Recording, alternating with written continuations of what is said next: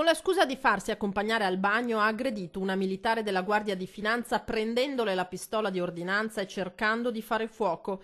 Non ha sparato soltanto perché non è riuscita a togliere la sicura. Si sono vissuti momenti drammatici questa mattina nel reparto di medicina d'urgenza dell'ospedale Cafoncello di Treviso. A seminare il panico una donna nigeriana di 31 anni che era piantonata in attesa di espellere gli ovuli di droga che aveva ingerito. Una volta in bagno ha chiuso la porta, strappando alla sua accompagnatrice il cinturone e tentando più volte di fare fuoco contro i finanzieri intervenuti per disarmarla.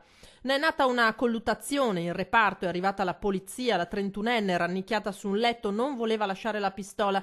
Alla fine gli agenti delle volanti sono riusciti a toglierle di mano prima il caricatore, poi l'arma.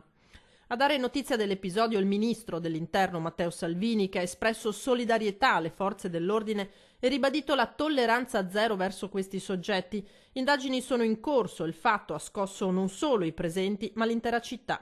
Molto grave, intanto perché è arrivata nel nostro territorio con degli ovuli e quindi le nostre forze di polizia si sono viste costrette a intervenire appunto per fermare questo spaccio, questo trasporto di stupefacenti. Poi gravissimo invece il fatto che sia arrivata addirittura in possesso di un'arma da fuoco e abbia cercato addirittura di sparare, non ci è riuscita esclusivamente perché la pistola aveva la sicura. Io ringrazio sempre le forze dell'ordine che fanno un lavoro straordinario, che tutti i giorni rischiano la loro vita per garantire la sicurezza dei nostri cittadini. La nigeriana, arrestata ora con l'accusa di tentato omicidio, si era vista rifiutare nel 2016 la protezione internazionale, ma aveva poi presentato ricorso. Il sindaco Conte invita il ministro Salvini a proseguire la sua politica in tema di immigrazione. Perché situazioni come quelle che sono state vissute oggi a Treviso di grande rischio non debbano più succedere.